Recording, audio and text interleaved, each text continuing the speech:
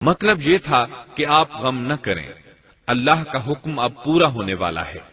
गौर फरमाएं, नूह अलैहिस्सलाम के जज्बे को देखिए। मुसलसल 950 साल तक दावत देते रहे, लोग उन्हें झुठलाते रहे, लेकिन फिर भी उनसे नाउमीद न हुए। अब जबकि अल्लाह की तरफ से वही आ गई कि उनमें से और कोई ईमान नहीं लाएगा और किसी में ताकत नहीं कि उन्हें हिदायत अता फरमाए, तो नूह अलैहिस्सलाम नाउमीद हो गए और उन्होंने अपनी कौम पर बद्दुआ की। इसका जिक्र अल्लाह ताला ने सूरह नूह आयात 26 ता 28 में किया है।